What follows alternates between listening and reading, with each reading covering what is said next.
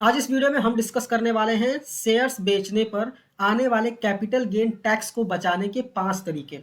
इन तरीकों को हम डिस्कस करें इससे पहले हम ये समझेंगे कि कुछ रूल्स क्या हैं। इन रूल्स को अगर आप समझ लेंगे तो जो मैं 5 तरीके आपको बताने वाला हूं उन तरीकों को समझने में आपको बहुत ही आसानी होगी। ठीक है। कैपिटल गेन की बात करें तो दो टाइप के कैपिटल गेन होते हैं। एक होता है लॉन्ग टर्म कैपिटल गेन और एक होता है शॉर्ट टर्म कैपिटल गेन। अगर आपने शेयर्स को 1 साल या फिर उससे ज़्यादा होल्ड किया है, उसके बाद आपने बेचा है, तो उस पर होने वाला प्रॉफिट जो होता है उसको लॉन्ग टर्म कैपिटल गेन कहते हैं। अगर लॉस हुआ है तो उसे लॉन्ग टर्म कैपिटल लॉस बोलते हैं। शॉर्ट टर्म कैपिटल की गेन की बात करें तो अगर आपने शेयर्स को 1 साल के अंदर ही बेच दिया तो उस पर होने वाला जो मुनाफा होता है उसको शॉर्ट टर्म कैपिटल गेन बोलते हैं। अगर लॉस हुआ है तो उसे शॉर्ट टर्म कैपिटल लॉस बोलते हैं। ठीक है। अगर हम टैक्स रेट की बात करें तो लॉन्ग टर्म कैपिटल गेन पे फ्लैट 10% का रेट लगता है। अगर आपको लॉन्ग टर्म कैपिटल गेन हुआ है तो अप टू 1 लाख तक का जो लॉन्ग टर्म कैपिटल गेन होता है वो एग्जम्प्ट होता है। उसके बाद का जो प्रॉफिट होता है उस पर आपको 10% का टैक्स रेट लगता है। शॉर्ट टर्म कैपिटल गेन की बात करें तो इस पर 15% फ्लैट आपको टैक्स रेट देना पड़ता है। एंड यहाँ पे दो पॉइंट है सबसे important. Long term capital gain को आप लॉन्ग टर्म कैपिटल लॉस और शॉर्ट टर्म कैपिटल लॉस दोनों से एडजस्ट कर सकते हैं। ठीक है। लेकिन अगर आपको शॉर्ट टर्म कैपिटल गेन हुआ है तो उसको सिर्फ और सिर्फ शॉर्ट टर्म कैपिटल लॉस से ही एडजस्ट किया जा सकता है। आई होप आपको ये रूल्स थोड़े समझ गए होंगे। अब हम केस वाइज डिस्कस करते हैं जिससे आपको आसानी होगी समझने में। मान लीजिए मेरे पास 3 शेयर्स हैं। ठीक है। मैंने पहला शेयर्स बेच दिया। ठीक है। जैसे ही बेचा तो मुझे 4 लाख का कैपिटल गेन हो गया। लेकिन मैंने 1 साल के अंदर ही बेचा इसलिए मुझे शॉर्ट टर्म कैपिटल गेन हुआ 4 लाख का। ठीक है। अभी मैं क्या कर रहा हूँ, अभी मैं 19 मार्च को यहाँ पे खड़ा हूँ। अभी मुझे ऐसा लगता है कि अगर मैंने टैक्स प्लानिंग नहीं की तो मुझे आईटीआर फाइल करते वक्त ये 4 लाख पे बेसिकली टैक्स देना पड़ेगा। ठीक है। अभी मेरे पास, मैंने देखा मेरा पोर्टफोलियो तो मेरे पास 2 शेयर्स और दिख रहे थे जो कि लॉस में है। ठीक है। और ये लॉस भी कितना है, शॉर्ट टर्म कैपिटल लॉस है बेसिकली। ठीक है। तो मैंने क्या किया बेसिकली, जब मैंने कैलकुलेशन किया तो यहाँ पे मेरे पास टोटल 4,20,000 का लॉस दिख रहा था। ठीक है। इनको मैंने सेल नहीं किया है, मैंने सिर्फ ये 4 लाख का प्रॉफिट देखा। मैंने, मुझे लगा टैक्स प्लानिंग करना चाहिए और मैंने मेरा पोर्टफोलियो गो थ्रू किया तो मुझे दिखा कि 2 शेयर्स ऐसे हैं जिसमें मुझे अभी करंटली लॉस है।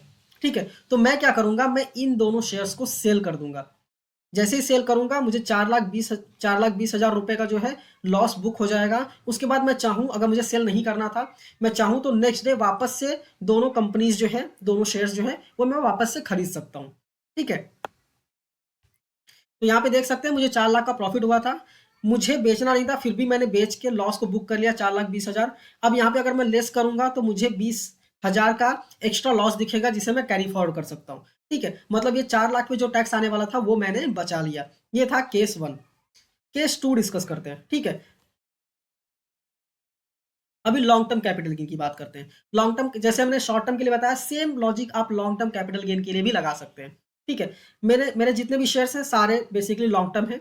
मैंने लॉन्ग टर्म का शेयर सेल किया था और मुझे 4 लाख का प्रॉफिट हुआ था लॉन्ग टर्म का, क्योंकि मैंने 1 साल के बाद शेयर किया था, सेल किया था। ठीक है। अभी क्या हुआ बेसिकली, मैंने 4 लाख का सेल किया, अभी मुझे 1 लाख तक तो एग्जम्पशन मिल जाएगा, बाकी के 3 लाख जो है उस पर 10% मुझे टैक्स पे करना पड़ेगा जो कि 30,000 रुपये आएंगे।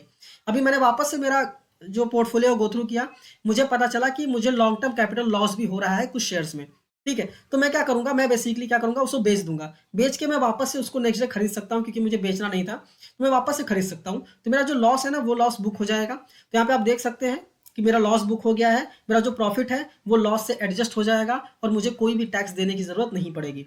ठीक है। जैसा शॉर्ट टर्म कैपिटल गेन में आपने यहाँ पे लॉजिक लगाया था केस 1 में, सेम लॉजिक आप लॉन्ग टर्म कैपिटल गेन में भी लगा सकते हैं। ठीक है। और अपना टैक्स जो है वो बचा सकते हैं। अब आते हैं केस 3 में।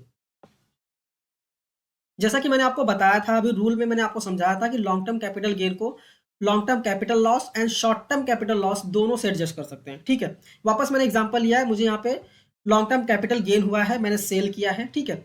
मुझे 4,25,000 रुपए का बेसिकली प्रॉफिट हुआ है।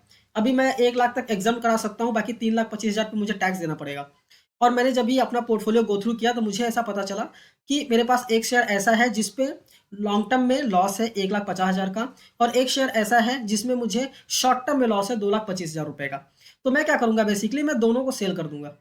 ठीक है। क्योंकि मैं long term capital loss and short term capital loss दोनों को एडजस्ट कर सकता हूं लॉन्ग टर्म कैपिटल गेन से। मैं दोनों को सेल कर दूंगा। जैसे ही सेल करूंगा मुझे 3,75,000 रुपए का लॉस यहाँ पे बुक हो जाएगा। ठीक है। 4,25,000 में से पहले तो 1 लाख एग्जाम हो जाता है, ठीक है। कितना बचता है? 3,25,000। 3,25,000 का प्रॉफिट था और मैंने यहाँ पे बुक कितना कर लिया, लॉस कितना बुक कर लिया? 3,75,000। मतलब मैंने 50,000 का एक्स्ट्रा लॉस बुक कर लिया, तो मैं उसे कैरी फॉरवर्ड कर सकता हूँ नेक्स्ट ईयर के लिए, ठीक है। आई होप आपको ये भी क्लियरली समझ में आ गया होगा। अभी केस 4 की बात करते हैं, ठीक है। जैसा कि मैंने आपको बताया कि लॉन्ग टर्म कैपिटल गेन जो है वो अप टू 1 लाख तक एग्जाम्प्ट होता है। तो यहाँ पे केस देखते हैं, मैंने शेयर्स को बेचा, मुझे लॉन्ग टर्म कैपिटल गेन हुआ 80,000 रुपए का, ठीक है। 80,000 का गेन हुआ, ये अप टू 1 लाख एग्जाम्प्ट होता है, मतलब 80,000 तो एग्जाम्प्ट हो गया। तो मुझे यहाँ पे कोई भी प्लानिंग करने की जरूरत नहीं है। मैं चाहूँ तो सेल कर सकता हूँ, सेल करके लॉस बुक करके कैरी फॉरवर्ड कर सकता हूँ, बट आप चाहें तो कर सकते हैं। लेकिन यहाँ पे आपको लॉन्ग टर्म कैपिटल गेन के लिए टैक्स प्लानिंग करने की जरूरत नहीं है। आई होप आपको ये भी क्लियरली समझ में आ गया होगा। केस 5 की बात करते हैं। अगर आपको लॉन्ग टर्म कैपिटल गेन हुआ है और ये बहुत बड़ा अमाउंट है, मान लीजिए यहाँ पे 80 लाख का मुझे प्रॉफिट हो गया, ठीक है। अभी मेरे पोर्टफोलियो में कोई ऐसा शेयर नहीं है जिसको मैं जो लॉस में है और उसको मैं सेल करके इस कैपिटल गेन को कम कर सकता हूँ, ठीक है। इस पे 1 लाख तक का एग्जाम्पशन मिल जाएगा, बट बाकी का 79 लाख का क्या करेंगे हम, ठीक है। तो यहाँ पे एक ऑप्शन आता है सेक्शन 54F का। अगर आपका जो लॉन्ग टर्म कैपिटल गेन हुआ है, अगर उसे आप रेसिडेंशियल हाउस प्रॉपर्टी में इन्वेस्ट करते हैं, तो आप टैक्स को बचा सकते हैं, मतलब कैपिटल गेन को कम कर सकते हैं। अभी इसके कुछ कंडीशंस हैं 54F के, मैंने डिटेल में डिस्कशन किया हुआ है, यहाँ आई बटन पे मैं लिंक कर दूंगा, आप वीडियो को देख लीजिएगा और अच्छे से समझ लीजिएगा। अगर आपको ज़्यादा बड़ा प्रॉफिट हुआ है तो आप ये वाला ऑप्शन भी चूज कर सकते हैं। नेक्स्ट 2 क्वेरी आती है जनरली। पहला, आप अपने लॉस को कैरी फॉरवर्ड कर सकते हैं नेक्स्ट ईयर के लिए, ठीक है। मान लीजिए आपको प्रॉफिट हुआ था 1 लाख रुपए का और आपका लॉस हो गया 1,50,000 रुपए का, जो 50,000 एक्स्ट्रा है ना, उसे आप कैरी फॉरवर्ड कर सकते हैं, ठीक है। नेक्स्ट अगर हम बात करें, अगर आपको कैरी फॉरवर्ड करना है तो आपका जो ITR है, ITR का जो ओरिजिनल ड्यू डेट होता है, जो ओरिजिनल ड्यू डेट होता है उसी डेट में अगर आप फाइल करते हैं या फिर उससे पहले फाइल कर देते हैं तो ही आप कैरी फॉरवर्ड कर पाएंगे, अदरवाइज आप कैरी फॉरवर्ड नहीं कर पाएंगे।